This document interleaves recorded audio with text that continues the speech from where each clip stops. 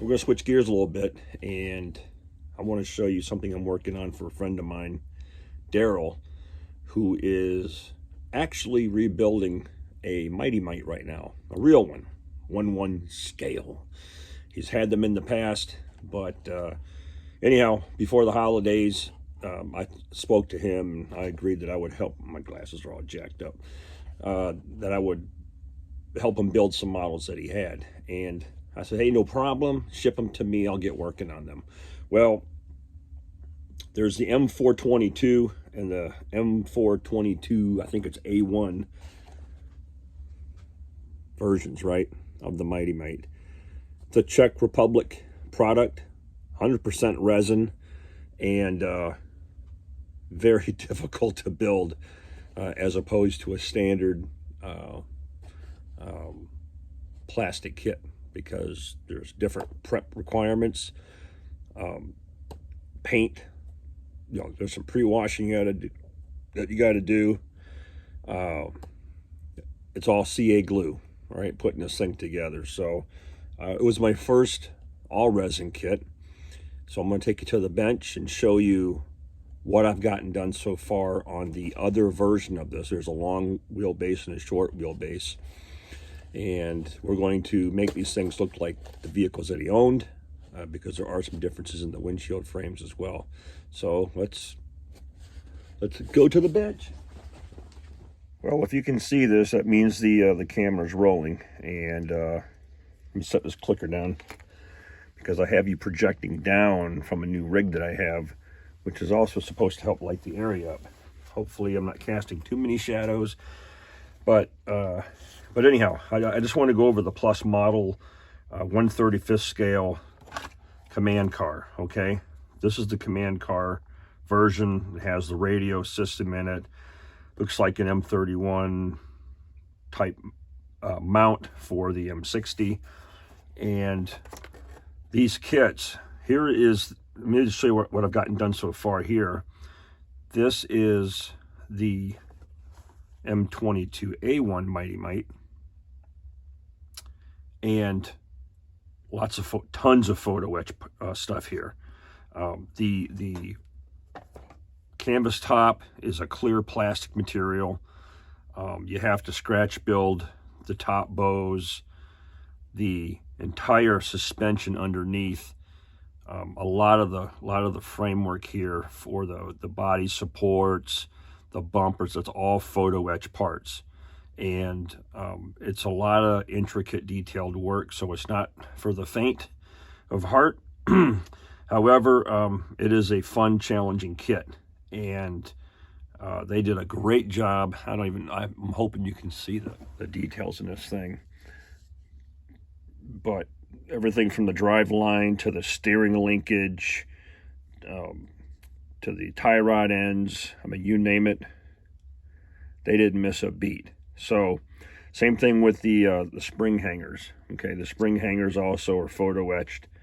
So it just takes a lot of patience, and you got to go slow, or you're going to get frustrated. Now that I've built this one, and if you'll notice, there's some photo etch inside here, inside the dash area. I can't tell where my camera is. For weapon storage, the decals, very small decals for the dash. Yeah, put the shifter in last. Okay, you'll thank me later. Okay, so let's put this down and give you an idea of what's going on. So here we have the tub, and it's pretty nicely molded. I mean, all of the detail work is in the panel lines here.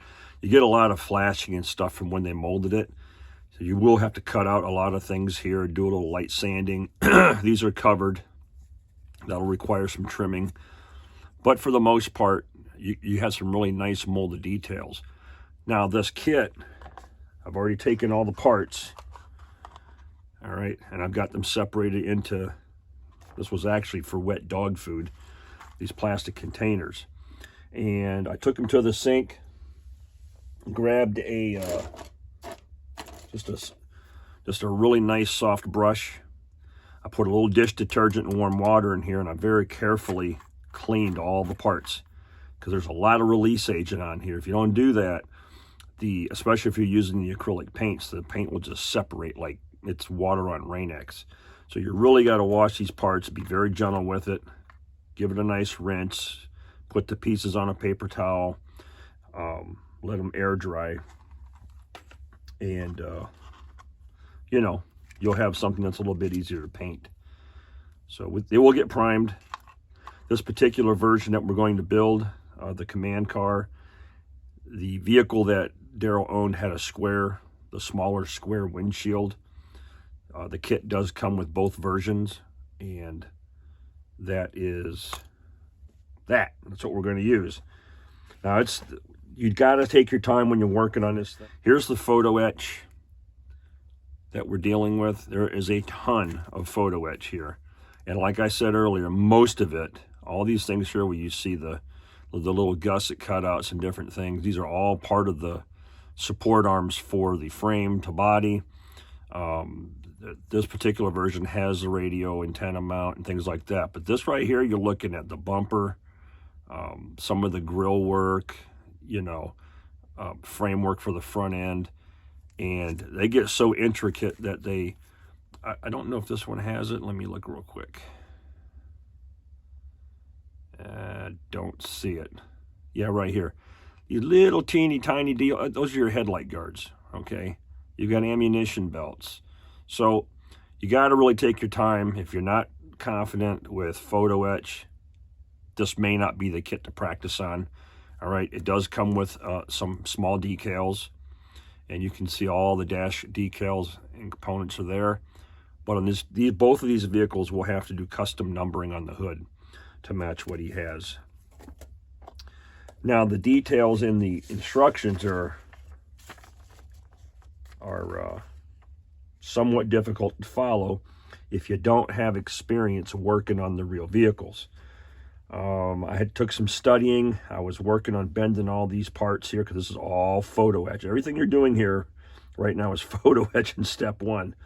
And the placement of them, even though it's a rough drawing with an arrow, the orientation of the drawings aren't necessarily correct. So you have to be careful how you put things on.